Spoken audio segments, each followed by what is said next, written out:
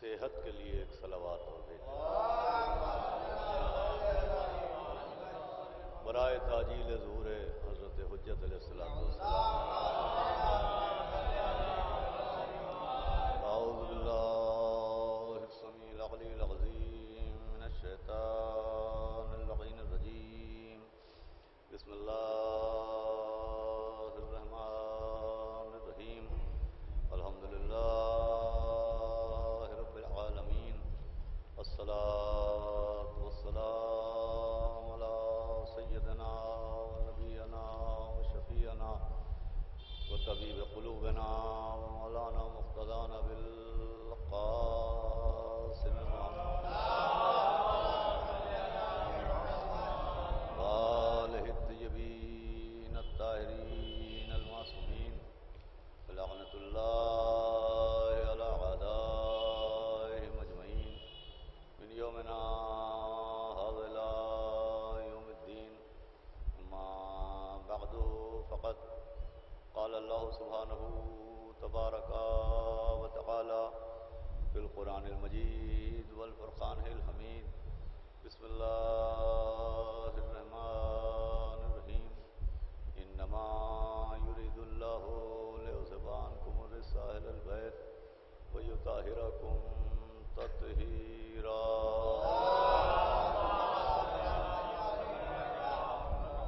حضرات گرامی، بس اتنی دیر کے کچھ مومنین کرام اور فرش محفل پر تشریف لے آئیں اور باقاعدہ مقاصدے کا آغاز ہو جائے. شعراء کرام میں شاعر اہل بیت جناب کمال صاحب لکھنوی بھی تشریف لا چکے ہیں. خطیب و شاعر اہل بیت بلال صاحب کاظمی بھی تشریف فرما ہیں. جناب توقیر صاحب جائسی، جناب اعجاز صاحب زیدی، جناب عارف سخنوری، فرمان ابوذری اور قدیم صاحب، ندیم صاحب نجفی اور دیوبند صاحب شعراء کرام تشریف لا چکے ہیں. مقرر کی حیثیت تو محفلوں میں مؤذن جیسی ہوتی ہے. جو مسجد کے مؤذن کی حیثیت ہے وہی محفل کے مقرر کی حیثیت ہے. مؤذن دیکھیے مولانا خطیب اہل بیت جناب میسر زیدی صاحب قبلہ، خطیب اہل بیت مولانا ثقلین صاحب قبلہ بھی تشریف لا چکے ہیں. صلوات بھیج دیں محمد. ایک اور بآواز بلند صلوات بھیج دیں محمد وآل محمد. کس سے بہتر صلوات پڑھ دیں. میں سمجھتا ہوں آپ اب رات آ گئے ہیں، لہٰذا میں گزارش کروں گا مولانا میسر زیدی صاحب، بلال کاظمی صاحب، آپ حضرات اوپر آ جائیں. آ جاؤ تو اچھا رہتا. صلوات اچھا پڑھ دیں.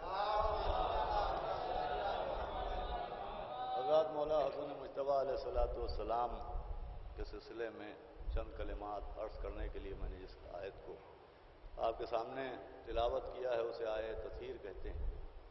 اور یوں بے شمار اور لاتعداد آیات اہل بیت اطہار علیہم السلام کی شان میں قرآن میں موجود ہیں. ایک صلوات اور بھیج دیں اس لیے کہ خطیب العرفان علی جناب مولانا مرزا محمد اشفاق صاحب قبلہ بھی تشریف لا چکے ہیں اور میں گزارش کروں گا کہ آپ مسند صدارت پر جلوہ افروز ہو جائیں. آئیے تشریف آئیے بھائی، آئیے بلال صاحب، آئیے سب.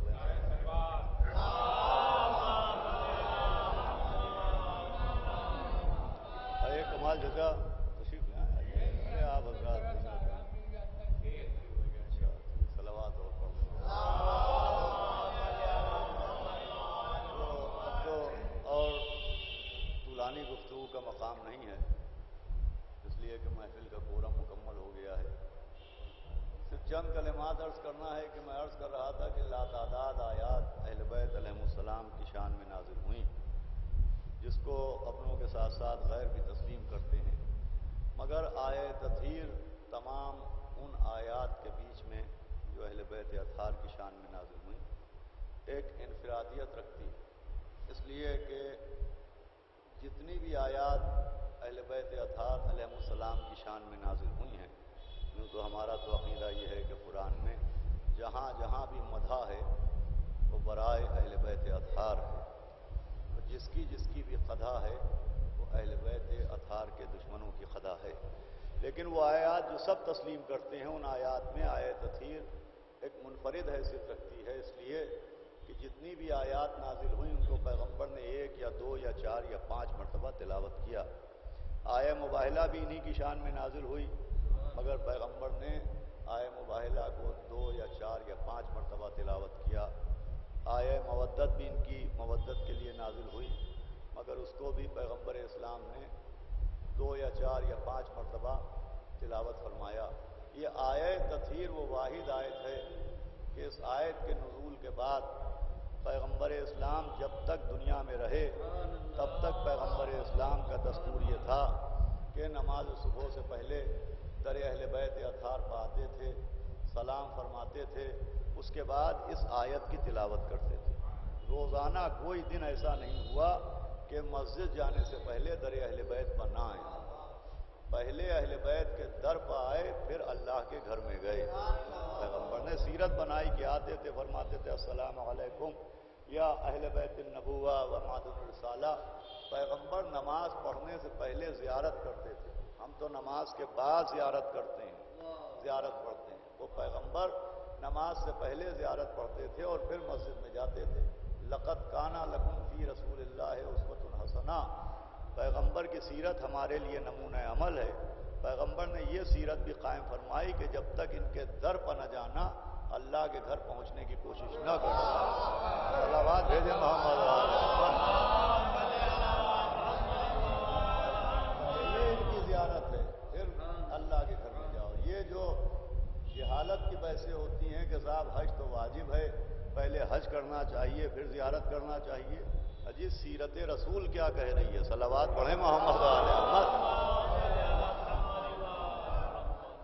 تو عزیزان گرامی، پہلے پیغمبر زیارت کرتے تھے در اہل بیت، پر زیارت کے کلمات زبان پر جاری فرماتے تھے، پھر نماز پڑھنے کے لیے مسجد تشریف لیتا۔ جب تک دنیا میں آپ رہے روزانہ آپ نے اس آیت کی تلاوت فرمائی، روز نماز صبح سے پہلے در اہل بیت پر آنا، آیت تطہیر کا تلاوت فرمانا۔ کسی اور آیت کو پیغمبر نے اتنی مرتبہ نہیں پڑھا، اس لیے کہ یہ آیت اہل بیت کی عصمت کا اعلان ہے۔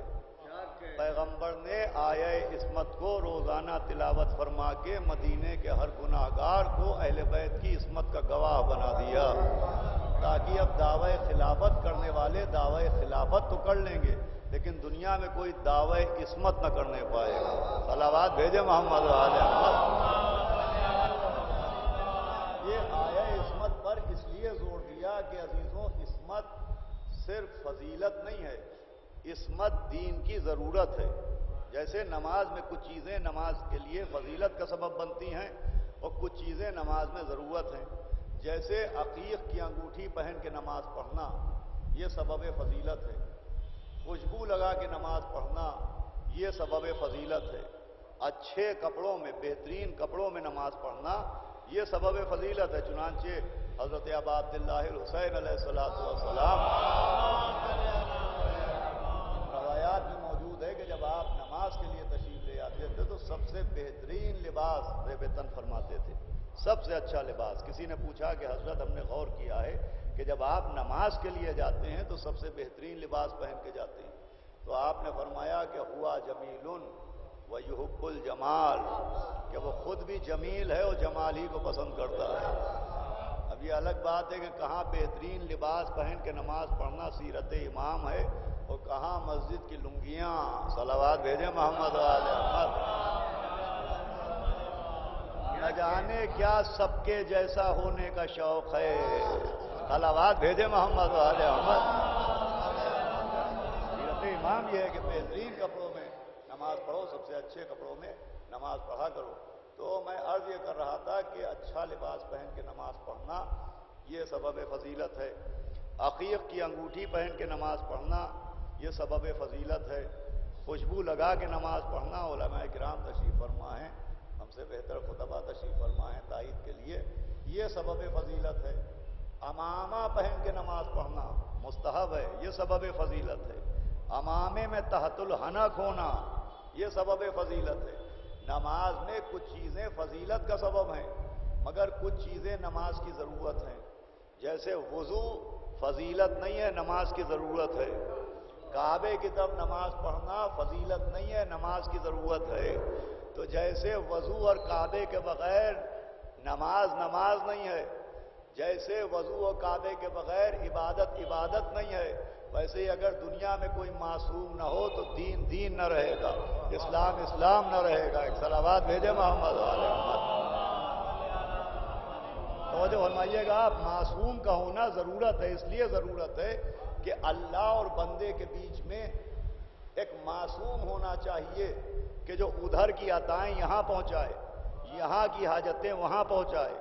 اللہ واجب الوجود ہے، ہم ممکن الوجود ہیں، وہ ہم تک آ نہیں سکتا، ہم اس تک جا نہیں سکتے، ہم وہاں جائیں تو یہ ہماری بشریت کی اوقات کے خلاف ہے، وہ یہاں آئے تو وحدت کی شان کے خلاف ہے۔ توجہ فرمائیے گا، اللہ اور ہمارے بیچ میں ایک فاصلہ ہے، ایک فرق ہے جسے لفظوں میں بیان نہیں کیا جا سکتا، جسے تصور نہیں کیا جا سکتا۔ وہ ہم تک آئے یہ شان وحدت کے خلاف ہے، ہم اس تک جائیں یہ اوقات بشریت کے خلاف ہے۔ تو اللہ و بندوں کے بیچ میں کوئی ایسا ہونا چاہیے کہ جس میں پیکر بشریت بھی نظر آئے اور وحدت کی جھلکیاں بھی نظر آئیں۔ صلوات بھیجے محمد والے محمد۔ دیکھیں تو بندوں جیسا، سوچیں تو خدا کا جیسا۔ صلوات بھیجے محمد والے۔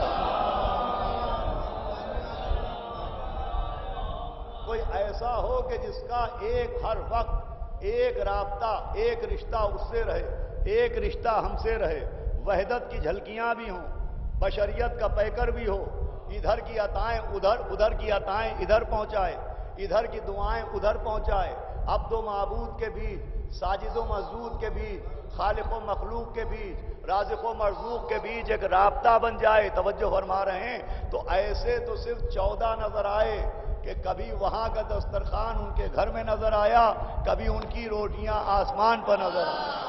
صلوات بھیجے محمد والے محمد۔ دیکھیں یہ جو واقعات ہیں کہ کبھی وہاں کا دسترخوان ان کے یہاں آ رہا ہے، کبھی ان کی روٹیاں آسمان پر جا رہی ہیں، یہ جو ہمارے علماء نے کتابوں میں یہ واقعات لکھے ہیں تو یہ اس لیے لکھے ہیں کہ اس سے عرفان میں اضافہ ہو، اس سے معرفت میں اضافہ ہو، اور اس سے قرآن کی صداقت کی دلیلیں بھی ملیں۔ اس لیے کہ اللہ رازق ہے، اس سے کسی کو انکار نہیں، لیکن اس نے اپنا خزانہ رزق کہاں پر رکھا ہے؟ ہم سمجھے کہ دسترخوانوں میں رزق ہے، ہم سمجھے کھیتوں کھلیانوں میں رزق ہے۔ جب ہم نے قرآن سے پوچھا کہ رزق کہاں ہے تو قرآن نے کہا رزقکم فی السماء، تم سب کا رزق آسمانوں میں ہے۔ اب قرآن دعویٰ کر رہا ہے کہ رزق آسمان میں ہے، اب آسمان میں رزق ہے، اس کی دلیل کیا ہے؟ تو تم سب کا رزق آسمان پہ ہے، دعویٰ قرآن نے کیا، دلیل زہرا کے مکان سے ملی۔ صلوات بھیجے محمد والے محمد۔ تو وہاں کا کھانا ان کے یہاں آنا، ان کی روٹیاں وہاں جانا، عزیزوں یہ صرف واقعات دلوں کو خوش کرنے کے لیے، تسکین قلب کے لیے نہیں ہیں، یہ عقیدے کے اضافے کے لیے ہیں۔ اس لیے کہ یہ دسترخوان جس کی محفل ہے، دسترخوان امام حسن مشہور ہے۔ صلوات بھیجے محمد والے۔ اسی لیے جی چاہا کہ اس سلسلے میں چند کلمات آپ کے سامنے عرض کیے جائیں، گفتگو کو تمام کیا جائے کہ یہ دسترخوان کا آنا یہ بڑی اہمیت کا حامل ہے، اتنی اہمیت کا حامل ہے کہ قرآن میں ایک سورہ ہے جس کا نام ہے سورہ مائدہ۔ مائدہ کا مطلب ہوتا ہے دسترخوان، سورہ ہی ہے دسترخوان والا سورہ۔ لوگ پوچھتے ہیں صاحب امام حسن کا دسترخوان کہاں سے لائے؟ ارے قرآن کی الماری میں رکھا تھا، اسی سے نکال لائے۔ صلوات بھیجے محمد والے محمد۔ یہ جو شریعت کی دعائیاں ہیں کہ صاحب یہ شریعت میں کہاں ہے؟ آئیے بھائی مولانا ریاض صاحب حجت الاسلام والمسلمین، فخر مومنین اہل گوران، صلوات بھیجے محمد والے محمد۔ آئیے قبلہ ادھر تشریف لائیں، آئیے صلوات پڑھ دیں محمد والے محمد۔ مولانا ریاض حسین صاحب نقوی ہمارے بہت بچپن کے دوست ہیں، اور ماشاءاللہ اس وقت صاحب علم ہیں، اور آپ کی اہلیہ بھی عالمہ ہیں۔ صلوات بھیجے محمد والے محمد۔ تو عزیزوں میں عرض کر رہا تھا کہ سورہ مائدہ دسترخوان والا سورہ قرآن میں موجود ہے، اس اس کا نام دسترخوان والا سورہ کیوں ہے؟ جناب عیسیٰ سے ان کی امت نے کہا کہ اگر آپ معصوم ہیں تو آپ دعا کیجئے، اگر آسمان سے دسترخوان آ جائے، آسمان سے کھانا آ جائے تو ہم مانیں کہ آپ معصوم ہیں۔ تو جب انہوں نے دسترخوان کی ضد کی تو سورہ مائدہ میں یہ آیت موجود ہے کہ جناب عیسیٰ نے اپنے ہاتھوں کو بلند کیا اور فرمایا بسم اللہ الرحمن الرحیم ربنا و الہنا انزل علینا مائدۃ من السماء۔ یہ آیت ہے، روایت نہیں ہے کہ جناب عیسیٰ نے ہاتھ اٹھائے گا پالنے والے نازل کر آسمان سے دسترخوان۔ جناب عیسیٰ نے دعا کی کہ پالنے والے ہمارے لیے آسمان سے دسترخوان نازل کر۔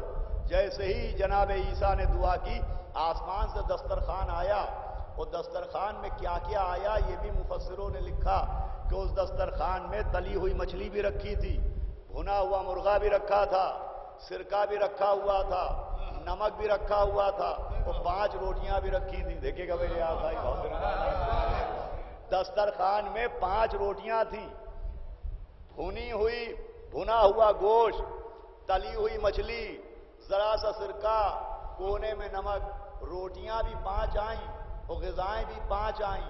اس کا مطلب آسمان سے 5 کا پرانا رشتہ ہے۔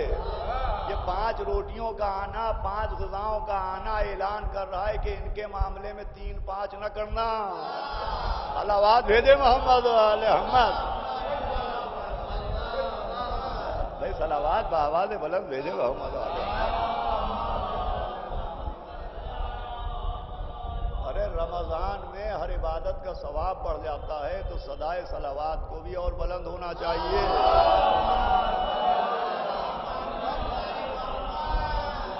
تو عزیزوں میں عرض کر رہا تھا کہ 5 روٹیاں آئیں، سرکہ آیا، تلی ہوئی مچھلی آئی، بھنا ہوا گوشت آیا، تو علماء کرام تشریف فرما ہیں، نمک آیا، اس میں کوئی اختلاف نہیں ہے۔ بھنا ہوا گوشت، تلی ہوئی مچھلی، روسٹڈ، سرکہ، پکی ہوئی روٹی۔ لوگ کہتے ہیں صاحب آپ جو پڑھتے ہیں، آپ لوگوں کا جو عقیدہ ہے کہ آسمان سے ذوالفقار آئی تو کیا وہاں اسلحہ خانہ ہے؟ جی کبھی موقع ملے تو گھوم کے دیکھیے، جہاں باورچی خانہ ہے اسی کے آگے اسلحہ خانہ ہے۔ صلوات بھیجے محمد علیہ محمد۔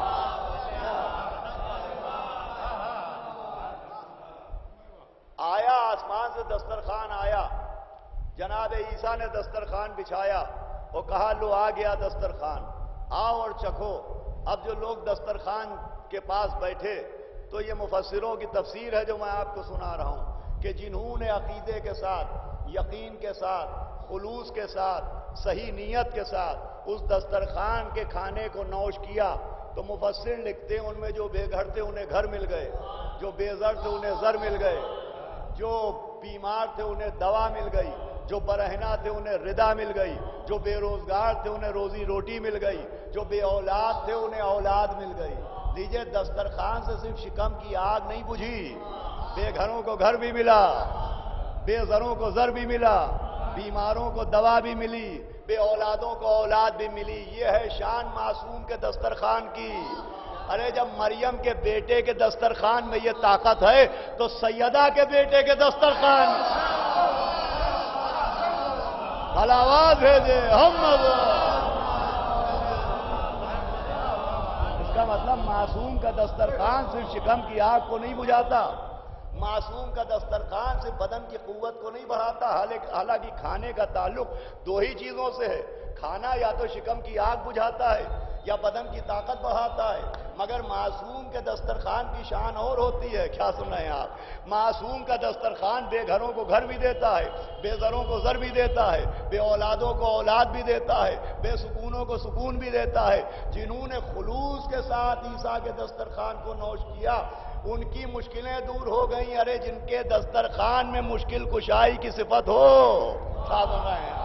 ان کے بابا کے مشکل کشا ہونے پر شک ہوگا؟ صلوات بھیجے محمد۔ اب اس میں کچھ ایسے بھی تھے کہ جو ہنس رہے تھے، قہقہے لگا رہے تھے۔ دسترخوان بچھا تھا، جیسے آپ دیکھتے ہیں کہ ادھر 22 جمادی الثانی آئی، امام حسن علیہ السلام کا دسترخوان بچھا دیا گیا۔ 3 شعبان آئی، مولا حسین کے نام سے دسترخوان بچھایا گیا۔ 15 آئی حضرت حجت کے نام سے دسترخوان بچھایا گیا، 13 آئی جناب امیر کے نام سے دسترخوان بچھایا گیا۔ نظریں ہوتی ہیں، 22 رجب ہے، 15 شعبان ہے، 3 شعبان ہے، 22 جمادی الثانی ہے، 14 رمضان ہے۔ کچھ ایسے بھی ہیں کہ صاحب دیکھیے گھر کے دروازے کھلے ہوئے ہیں اور لوگ ٹوٹے پڑ رہے ہیں اور ٹولیاں بنائے یہاں سے وہاں جا رہے ہیں۔ یہ دیکھیے اس قوم کو کیا ہو گیا ہے، کھانے پر ٹوٹے ہوئے ہیں۔ ہم یہ نہیں کرتے، ہم جاہلوں والے عقیدے نہیں رکھتے، ہم جاہلوں والی عادتیں نہیں رکھتے۔ کچھ ہیں سو کالڈ انٹیلیکچوئلز، ہم سب سے الگ ہیں۔ انشاءاللہ محشر میں بھی الگ ہی رہیے گا۔ صلوات بھیجے محمد علیہ وسلم۔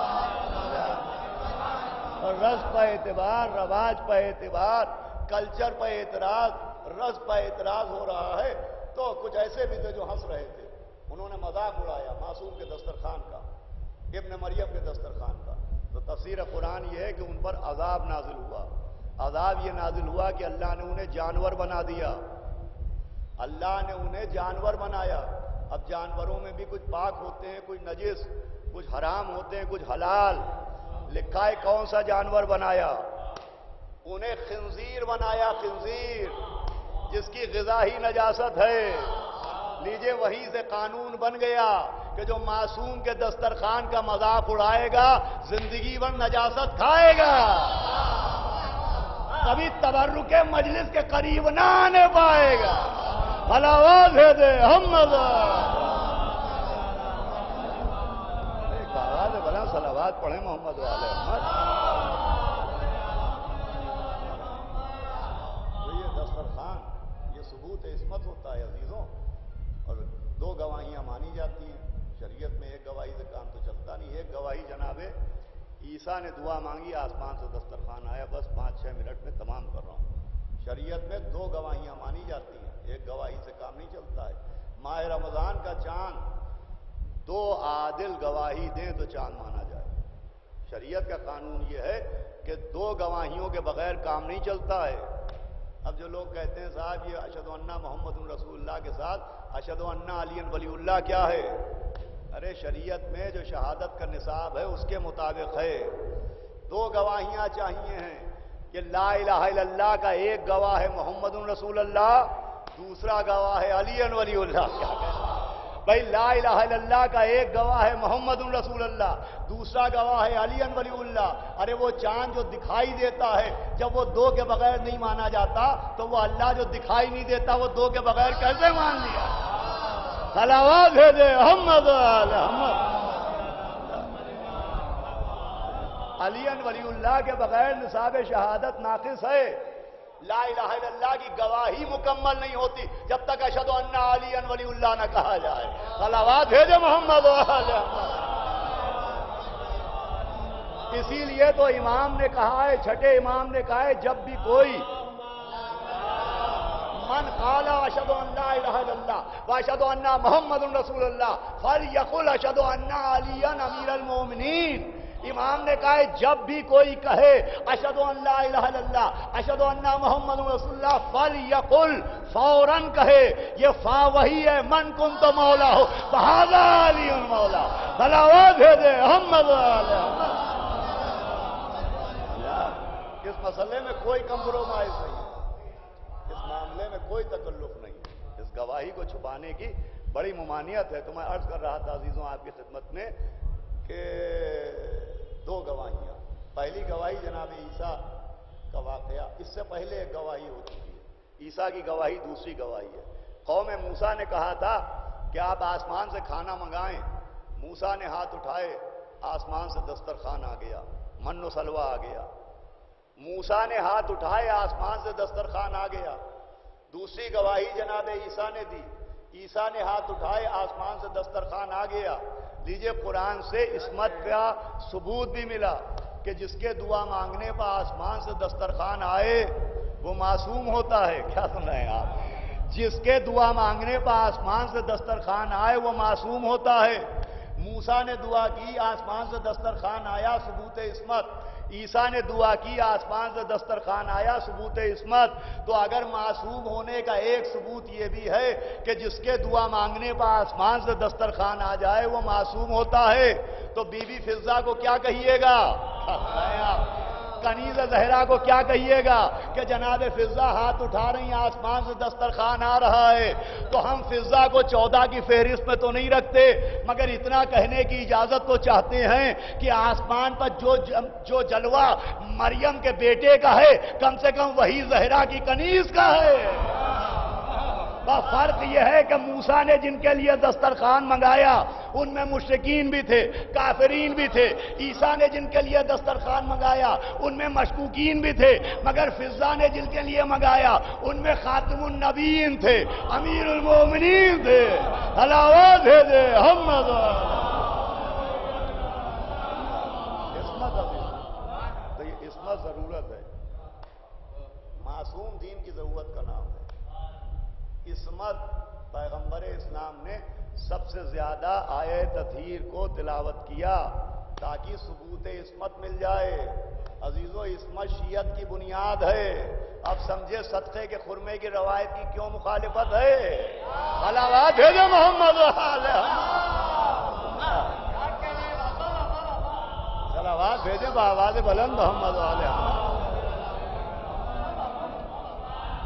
اس لیے مخالفت ہے کہ وہ روایت نہیں ہے، انکار عصمت ہے۔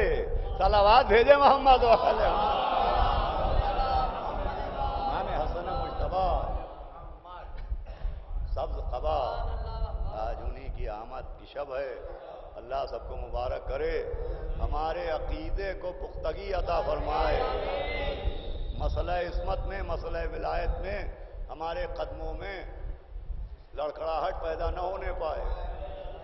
اے مولا حسن مجتبی، آج آپ کی آمد کی شب ہے، آپ کے دسترخوان سے غیروں نے استفادہ کیا ہے، آپ کو واسطہ آپ کے نانا کا، آپ کو واسطہ آپ کی نانی کا، آپ کو واسطہ آپ کے والد کا، آپ کو آپ کی والدہ کا واسطہ، آپ کو آپ کے بھائی حضرت ابا عبداللہ الحسین کا واسطہ، اپنے دسترخوان کے صدقے میں تمام چاہنے والوں کے رزق میں اضافہ فرمائیے، ہمیشہ ہم آپ ہی کے دروازے کی روٹیاں کھائیں، کبھی در بدر نہ ہونے پائیں، اور جہاں جہاں اہل بیت کے دشمن ہیں، وہ چاہے بیرونی دشمن ہوں یا اندرونی دشمن ہوں، امامت کے منکر ہوں یا عصمت کے منکر ہوں، ان کو ذلیل و رسوا کیجیے، خاص کر کے عراق میں جو ملاعین یا ابو بکر بغدادی اور اس کا لشکر موجود ہے، اس کو ذلیل و رسوا فرمائیے۔